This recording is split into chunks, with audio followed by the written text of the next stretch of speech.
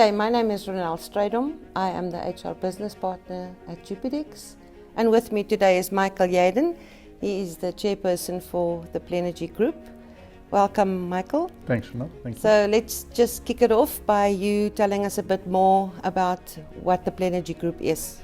So the Plennegy group is effectively a holding company that owns several operating companies, and it is sometimes referred to as a family office. So the Plennegy is a family office where private individuals are the owners of Plennegy. So my family effectively are the owners of Plennegy. And within that group, we own several other companies like Mascor and Stark Airs and Jupidex, Triton, EGT, and also we're involved in Wembley. So it's really a holding company. Family of businesses was what we call it, or business of families, or family of businesses. So Plennegy is a business owned by families. Plennegy is actually the term, it comes from plenty of energy. So that's what Plennegy means. It was developed by my older brother when we were sitting around, when we had to give up the name Pannar. When we sold Pannar, he came up with that name, plenty of energy. So that's what Plennegy means. Great. So let's get to know Michael Yeadon a little bit. As a man, where were you born? So I was born in Durban. I'm the first boy of three. I've got two sisters, two older sisters, and I was born in Durban in 1971. And then we moved to Greytown when I was 8 years old. My parents got divorced when I was 6 or 5. And then my mother met Brian Corbishley, who was the starter of Pannar and Plennegy. And we moved to Greytown when I was in Standard 1, so grade 3. Great. So can you please describe a typical work day for Michael Yeadon? So I wake up early with my children and my wife, and they get ready for school while I make the tea, I suppose. And then once we drop them off at school, because they're all at school locally, I go down to Ahia's and I get a cup of coffee from Ahia's. And that's just to transition from my family life to my work life. And then once I get into the office, I generally go and see Bridget, who is my manager, and she tells me what I look forward to for the day. And then generally it's meeting with people, making decisions about small things, big things, interacting with directors, a lot of meetings. I do a lot of meetings, a lot of phone calls, not many emails. I'm not very good on the email. Most people know that I don't answer or respond to emails very well. So I don't sit behind my computer and do emails. I prefer to interact. I prefer to walk around and talk to people. And phoning is the way I do things, or meeting directly. So if someone wants to see me, they generally set up a meeting with me, and I have 15, 20 minutes of a meeting with the MDs or the financial directors or whoever needs to see me.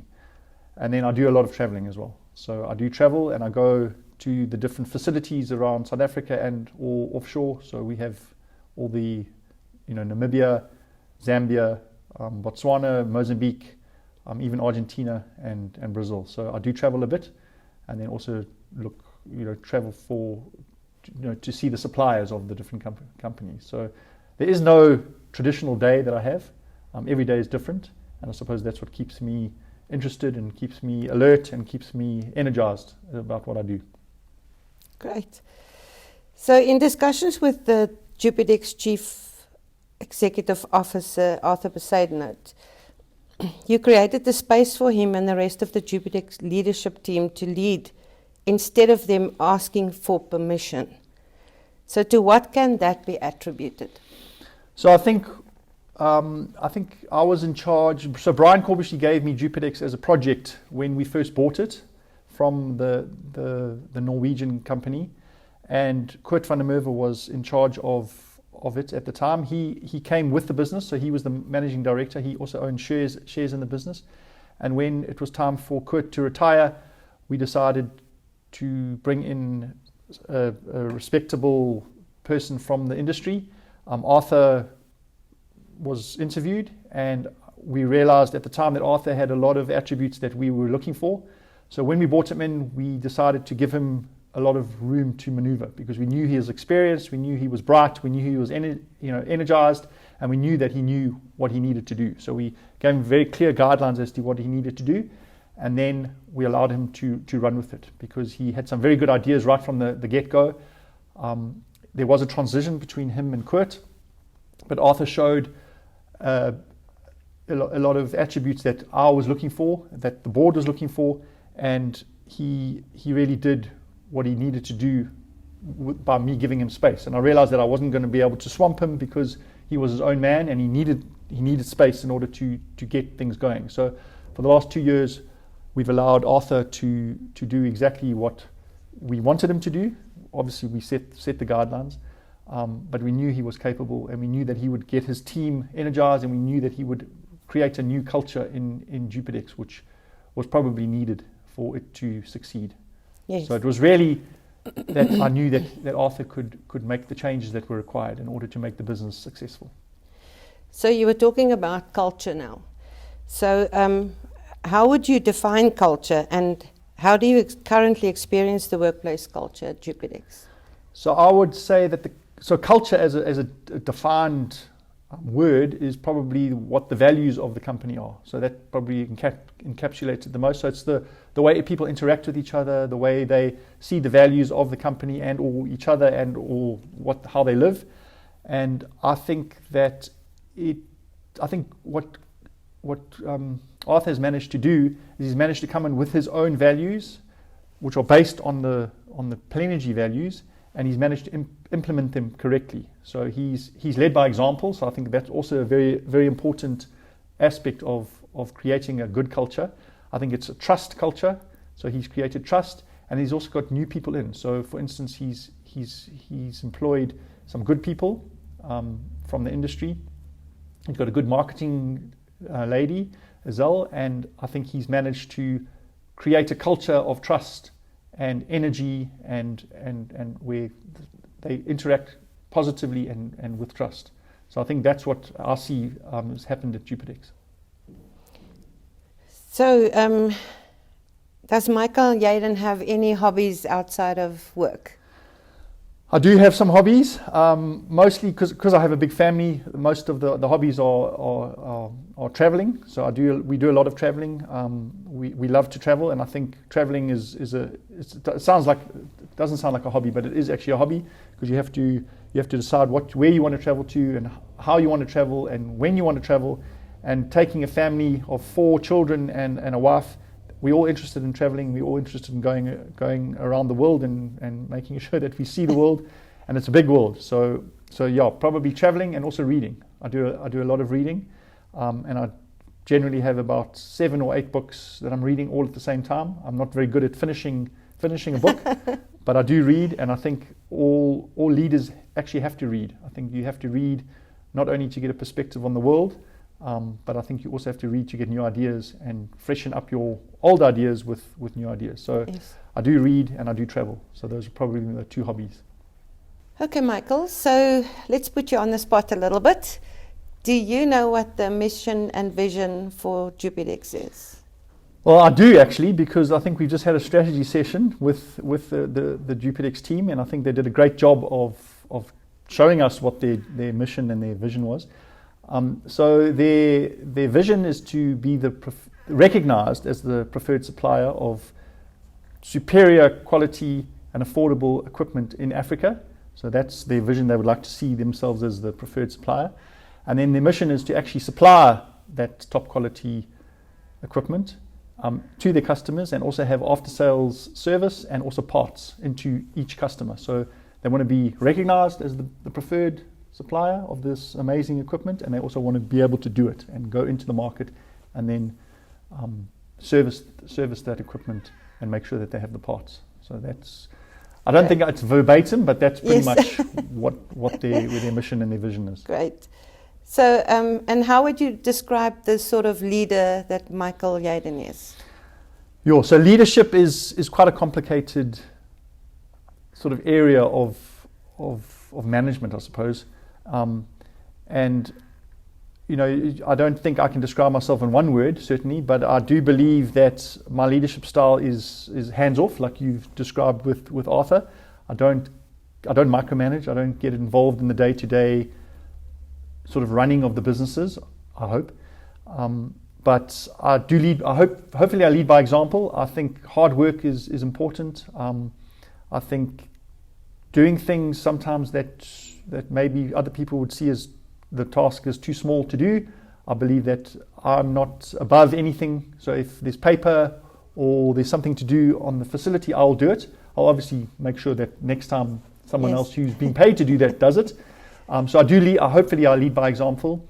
I do work hard. I think working hard is important. And I think allowing people to do their jobs. I think that's what, hold them accountable, pay them for doing their jobs, describe their jobs properly, and make sure that they do their jobs to the best of their ability. And if they don't have what it takes to do their jobs, either try and help them, assist them, give them the tools to do their jobs, give them the training to do their jobs. And if they still can't do their jobs, then maybe it's time to part ways. So I think leadership is complicated. I don't think it's a simple.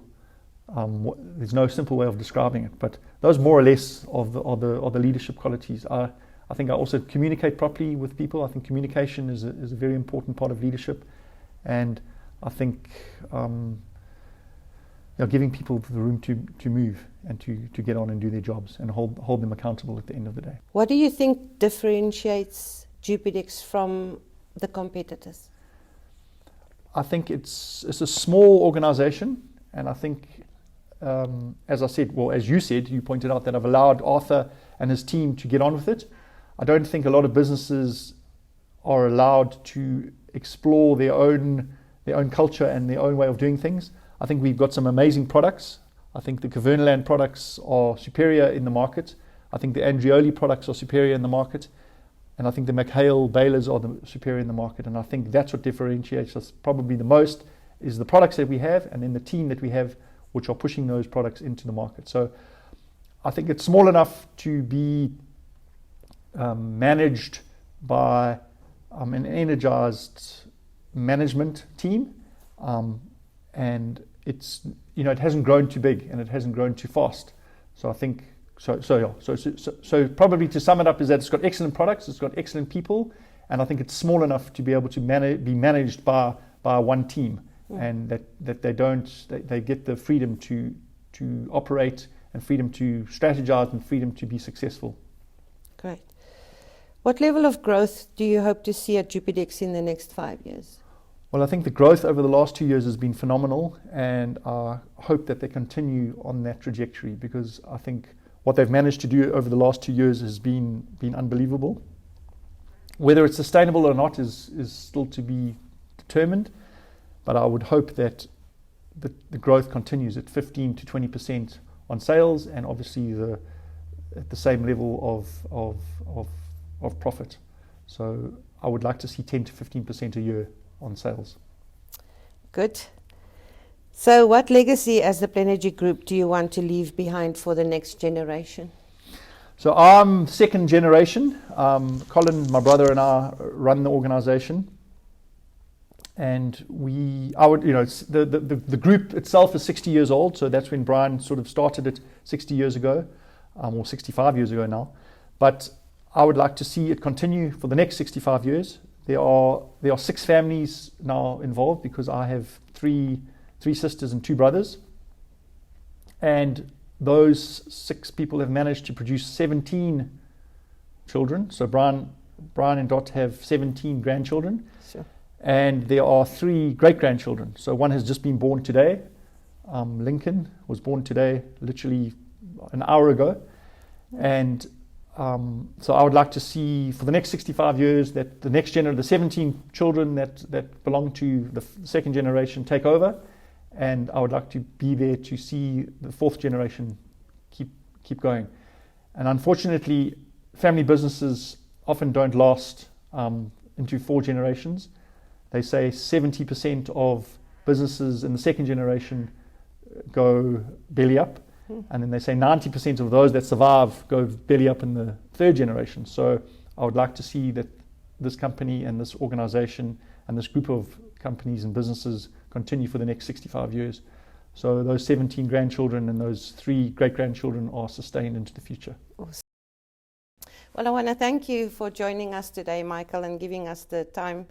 And I'm sure the viewers have enjoyed this interview with you. It's been an absolute pleasure and a privilege, and well done, Ronelle. You did a fantastic job. Thank you.